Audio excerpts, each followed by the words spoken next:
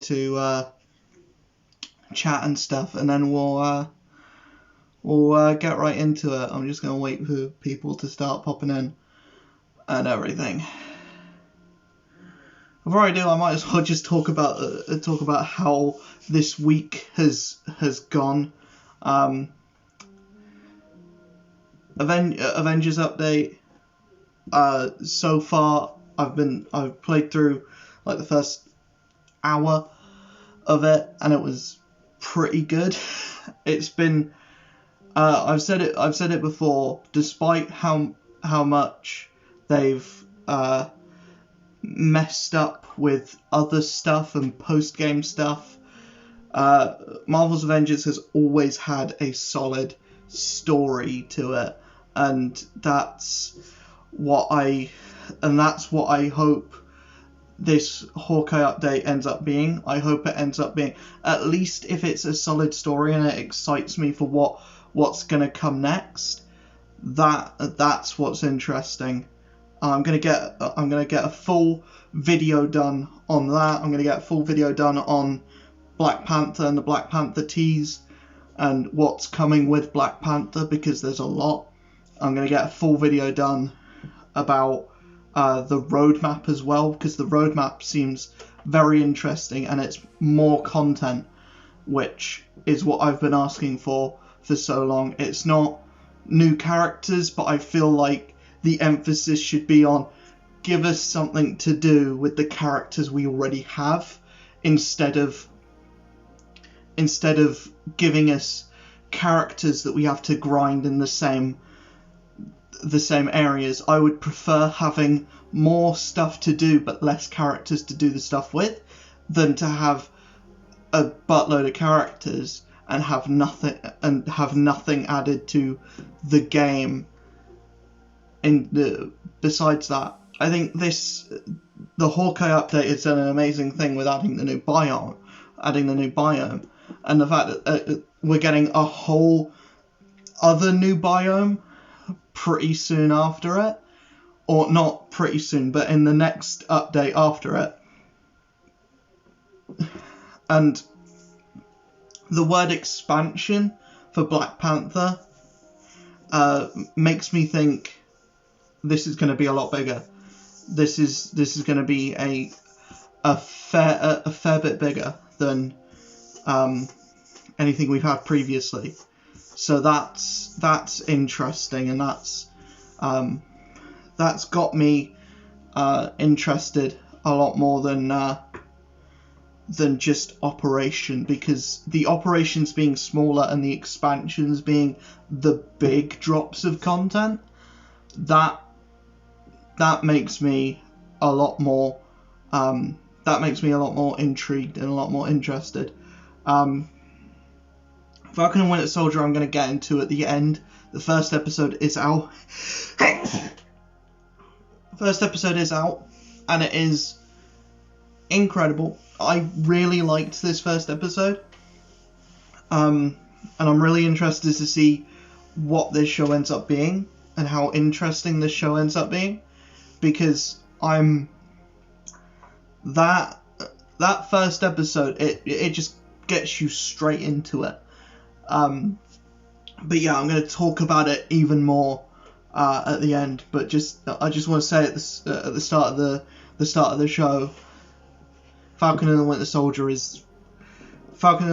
episode 1 miles and away much better than WandaVision episode 1. Probably because I cared about the characters more from the movies going into this than I did Wanda and Vision. I didn't really care about those two characters before going into WandaVision, but coming out of WandaVision, I really like those characters. And the same with Falcon and Winter Soldier. I think once the show is finished, I will care way more about these characters than I did at the end of, say, Avengers Endgame. So right, should I get started with talking about some comics? I guess first off, we've got Black Knight, Curse of the Black Knight, number 1. This is interesting because I love a bit of Black Knight. I get everything that he's in, or I try to get everything that he's in that when it is out, because there's rarely any Black Knight stuff that ever comes out, and whenever there is something, I try to get it, and it's usually a mini, and they're always usually pretty good. This, again, follows that trend of being pretty good.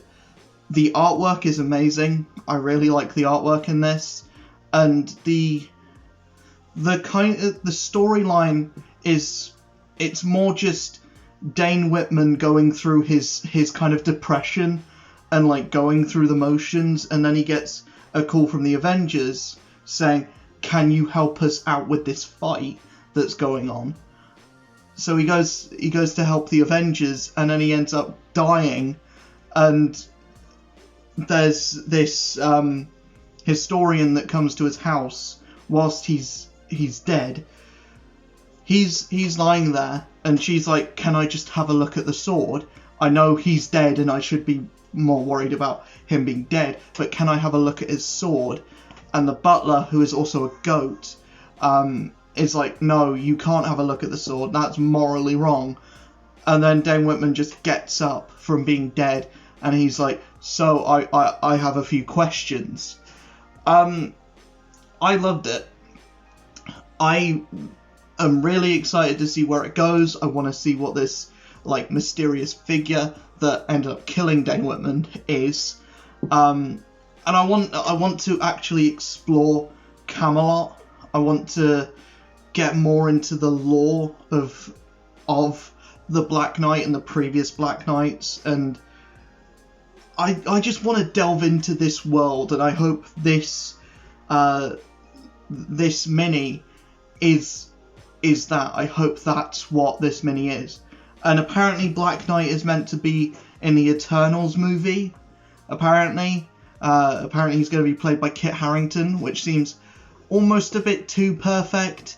You're getting the guy who plays a knight in Game of Thrones to play a knight in Eternals. Feels a bit too perfect. I feel like you should have gone with someone who's not the perfect choice. And if you did want Kit Harington in your film, then you should have gone with someone else, with him playing someone else. Like, maybe get him playing like the villain or something. That would have been fun. That would have been cool. But now we got the guy who plays knights really well playing another knight. So typecasting at its best. But yeah, I really liked Curse of the Black Knight #1. I don't really have that much more to say about it because nothing really happens. It's just a setup issue saying, here's our premise, go wild with it. If you like Black Knight, you're probably already on board. If you don't like Black Knight, then you're probably not reading this. But yeah, I think this may be the Black Knight issue or the Black Knight run, the Black Knight mini to jump onto, because it looks like the artist, if the artist stays the same for the entirety of the 5 issues, which I hope it is, and it should be, because different art each issue would be a bit thing, and they're not going to put that much effort into Black Knight of all characters. But yeah, I really like this. Next up, we've got Iron Fist, Heart of the Dragon, issue 3. Again, I loved it. I've been loving this series for Iron Fist for a while. Again, much like I don't think this is going to be the pinnacle Iron Fist mini. I also don't think this is going to be like the pinnacle Iron Fist run. I think the previous run by Ed Brisson was outstanding, and it's head and shoulders above this, but still, this is really good. And what we have is basically all of the cities of heaven are just appearing on Earth. So we've got one appearing in Wakanda, we've got one appearing in Japan, we've got one appearing in Mexico, and we basically have each of our like characters on Team Iron Fist go out to these other areas, and they team up with superheroes from that area. So Iron Fist teams up with a Japanese superhero that I'm not aware of.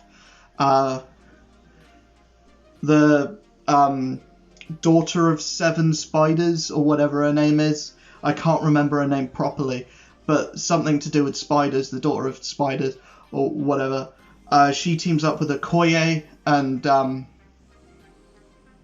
basically out of these cities is emerging dragons, and basically what Team Iron Fist's job is to protect these dragons and basically make sure that none of them die.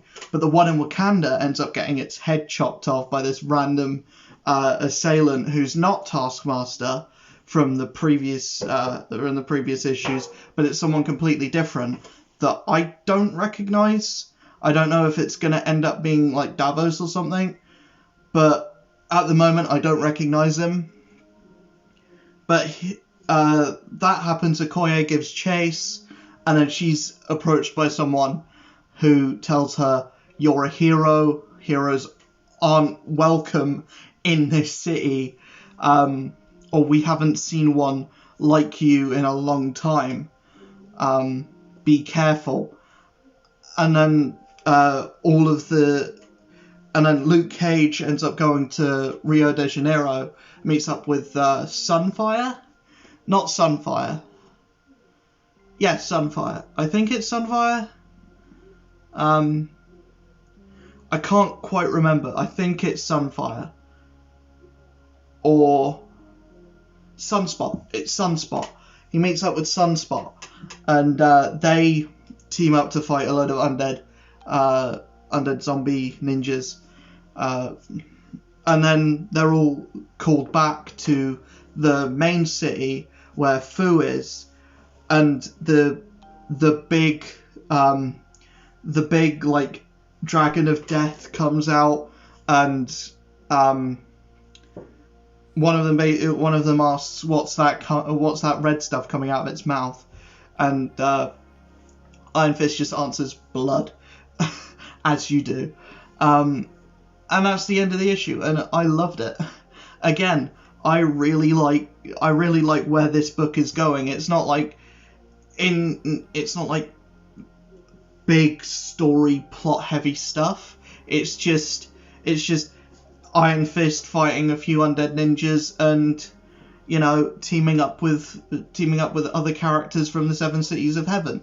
It's standard typical Iron Fist stuff done really well, and it looks cool, and it reads well, and it goes by really quickly as well, which I love. I love when a comic is quick, but I also like when comics are like a long read as well, or a long read for 23 pages. But I like getting into a story. When a story feels like it starts and ends rather quickly, I feel like that's a testament to the quality more than anything. We then have King in Black Spider-Man, the one-shot King in Black Spider-Man issue. Why they couldn't put this as a one-shot in Nick Spencer's Spider-Man run, I have no idea. Probably because this isn't a Spider-Man book, it's a secret Reptile book in disguise. But no one's going to buy Reptile unless if we put him in the King of Black Spider-Man tie-in, and basically make the book all about him, and then at the end we go, if you like this character who can turn into any dinosaur, we're making a Reptile book. That's basically what this is. They're basically selling the new Reptile book. And as far as a sales pitch goes, this works because it shows you that Reptile is a good character. He works. He's more than just that weird thing they tried to shove into Superhero Squad for some reason. He works as a character, and he's a cool character, and he can stand on his own. It's just no writer knows what to do with him. And yeah, it's a bit weird having a character that can turn into any dinosaur, because you just think, right, that's a bit overpowered. Because there's this scene where there's this symbiote dragon thing on a like ferry in the river, and they have to fight the symbiote dragon, and Spider-Man's like, oh shit, I can't do anything. I'm a guy with a proportionate strength of a spider, and this is a fucking dragon. I cannot do anything here. And yeah, a T-Rex can't do anything on an ocean liner, but the biggest and most dangerous dinosaurs were not the ones on land. They were the ones in the sea. So Reptile turns into like giant sea dinosaur snake thing, and just starts barraging on this dinosaur, and that was a really cool visual. So yeah, I really liked this. It's not a King in Black, or well, it is a King in Black tie-in. It's not a Spider-Man book. It's a Reptile book. But also, if they called it King in Black Reptile, no one's gonna buy it. No one's gonna buy it. We then have Iron Man issue 7. I've been enjoying Iron Man so far. It's really quite good. And this issue continues on with the trend. It's just, I want this storyline with Korvac to be over at some point, and it just looks like it's going on forever. And we're at issue 7 now, and they still haven't done anything with it. They still haven't, they've had a fight. They've had the moment where you think all is lost. And now it's just, this whole issue is just Iron Man and it's just Tony and Rhodey upgrading their armor, upgrading their suits, and basically making sure that they are ready for this fight. And at the end of the issue, because Patsy Hellcat has basically telepathic abilities, and she's connected to Korvac, so she enters Korvac's mind with Tony. Tony then is zapped out of his mind and taken to what looks like another dimension, and Patsy is then she's basically Patsy and Tony has shown what Korvac's ultimate plan is. He basically wants to turn the world into crystals, and make everyone these weird crystal creatures that don't move and just stay there, like statues, which is weird. And yeah, it's a really weird kind of plan that he just wants the world to become this giant crystal thing. And Patsy ends up getting turned into one of these crystal things, and Iron Man's taken to another dimension. So weird. It's a really weird thing. I don't quite get what's going on, but I've got to say, I like what's going on. I don't dislike it. I think it's a fun storyline. I just would prefer if it was coming to a bit of a conclusion, because it still feels like this is the middle of the book. It doesn't feel like this is coming near to the end of anything. So I would like for there to be some kind of wrap up and move on to something else now, because Korvac as a villain is not interesting, and I would rather see any other part of Iron Man's rogues gallery be fleshed out, because I just don't like Korvac. I think his ultimate goal is a bit shit, and I even joke about Korvac's ultimate goal being a bit shit. So, yeah, I like the book. I just feel like it's taking really long with this storyline that shouldn't really take this long. And then we're on to Thor number 13, which is... This is basically Odin's issue. It's like... Every issue in this arc has been about someone else. Like, we've had an issue about Thor at the start, and an issue about Beta Ray Bill and Sif and what the Asgardian people are, how the Asgardian people are dealing with this Donald Blake situation. Then we have Jane Foster dealing with this Donald Blake situation. We have Jane Foster and Throg.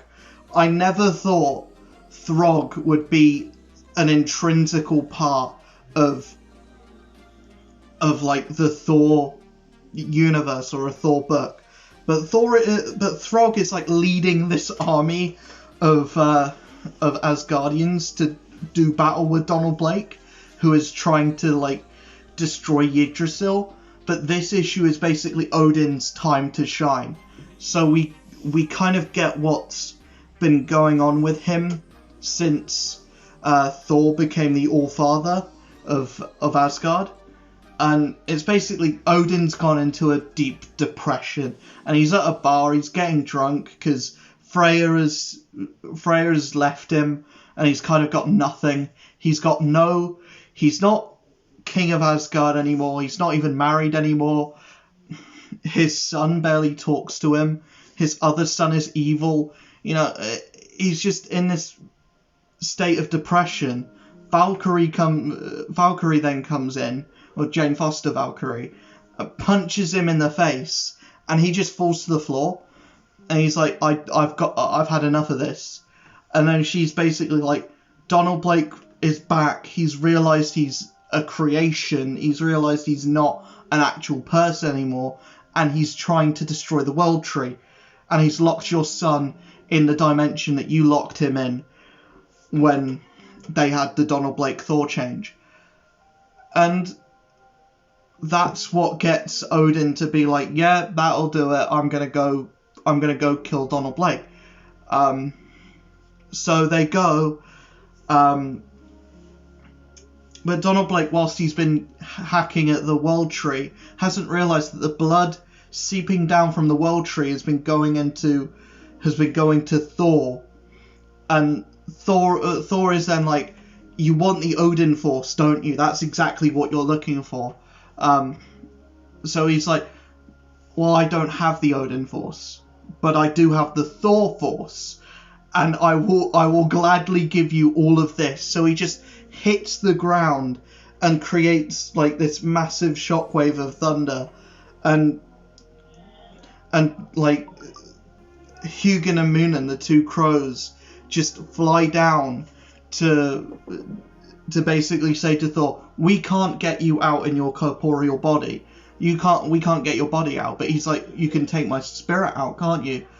So they put Thor's spirit inside of the Destroyer armor, and next issue is going to be Donald Blake versus the Destroyer, which is freaking amazing. And they even put the Thor rune on, like the Asgard rune on the Destroyer armor, and it's fucking amazing. It's the best visual. But yeah, I have been loving Thor since the first issue. But the first issue, the first arc, I was like, this isn't Donny Cates at his best. This is kind of Donny Cates middle of the road. But Donny Cates' middle of the road is still some of the best stuff coming out of Marvel. Thor is now one of the best books coming out of Marvel. And I mean that sincerely. Like, yes, Spider-Man has had a drop in quality, and Venom is all tie-ins at the moment. But Venom's still amazing. It's still Donny Cates.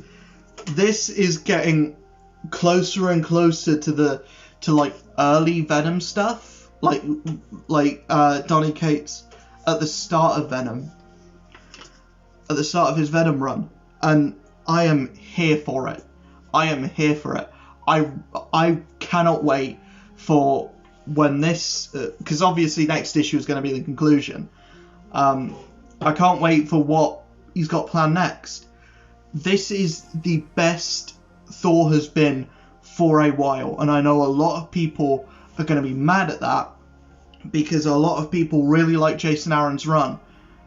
And yeah, I have to say Jason Aaron's run was really good, but the voice that Thor has in this, the voice that Donald Blake has in this, every character is nailed so well. Even Odin is nailed so well. Getting Odin at the lowest point in his life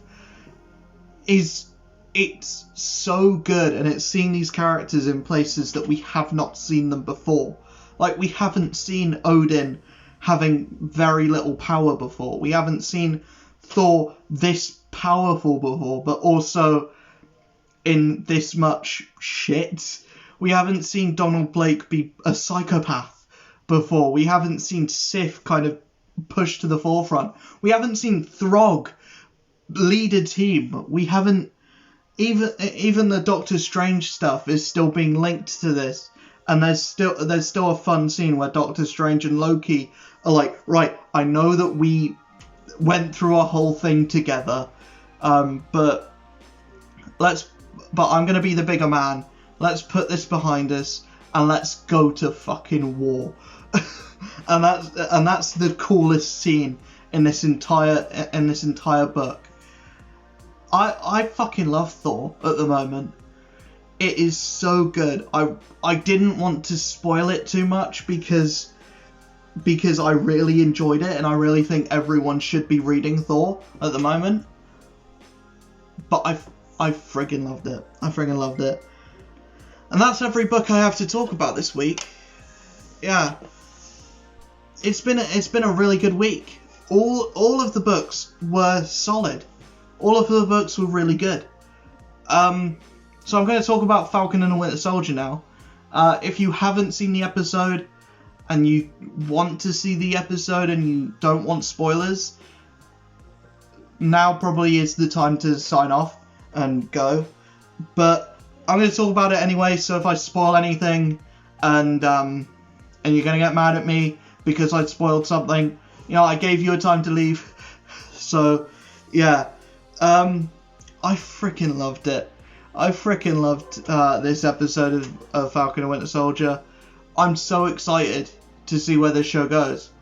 Yeah, like I said at the start of the show, seeing characters that didn't really get a time to shine in the films get basically even just the 49 minutes in this. You care so much about these characters, and you're sat there, and you're like, I really care about what's gonna happen with Sam. I really care about what's happening with Bucky. I care about these characters that I just thought were a bit myth in the Captain America movies.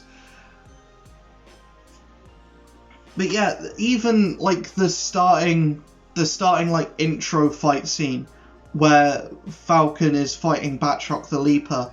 Batroc the Leaper is back, and he gets arguably a cooler scene in this because they get to work with the whole flying stuff, and they actually give Falcon a scene where he's like mid-flight combat, which is something we barely ever get to see in the films, because he's rarely ever fighting a character that is also flying, or like a flying brawler, because like Falcon is a flying brawler.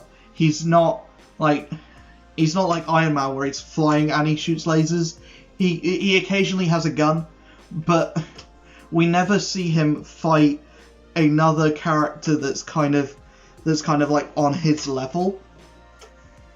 So seeing him fight Batroc the Leaper in like the winged jumpsuit, that was really cool. And like, it is almost like they started off with a really cool fight scene as kind of in spite, or like just to spite the people who were like, WandaVision started off too slow, which I agree, yes it did, but you cannot say the same about this. They opened up with one of the coolest action scenes in the MCU, in my opinion. I feel like just the amount of stuff they did to incorporate Falcon's like wingsuit in that one scene. And the thing is, I'm geeking out about the first fight scene in the first episode. We've seen nothing else in this show. The rest of the show after this, the rest of the episode after this is seeing Sam and Bucky go through their normal life, and I guess Bucky is the more interesting side of this, because he was used as a weapon by Hydra, and he's got the PTSD from that, and he's the more complex of the two, because there hasn't been much with Sam outside of, or like the stuff with Sam is like usual drama stuff where he's just come back from the blip. He's kind of struggling with, should I become Captain America? Should I not? And then by the end of the episode, the decision is made for him, and it's this new guy. He's probably going to be Frank Walker. It's probably going to be Frank Walker, the US agent. I mean, yeah, it's the US agent, obviously. But and the scene is literally Sam Wilson watching the news as this happens.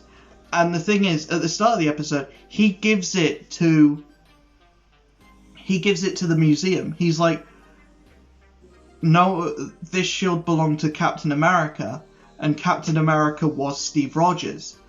And then at the end of the episode, they're like, no, Captain America is the shield, not the man.